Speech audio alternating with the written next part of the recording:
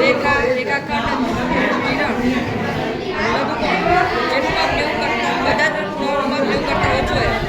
કોઈ પણ એક ખૂણાનું માપ 90 હોય, કોઈ પણ એક ખૂણાનું માપ 90 કરતાં વધારે હોય.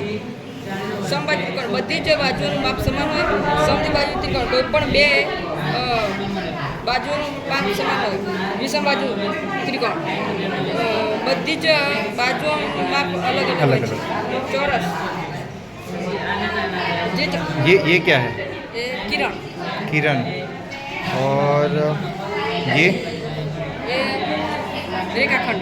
दोनों में क्या डिफरेंस है? કિરણ જે એક જ બાજુ હોય, એક જ બાજુ જઈ શકે, અને રેખાખંડ એ કોઈ એક બિંદુથી બીજા બિંદુ સુધી હોય છે.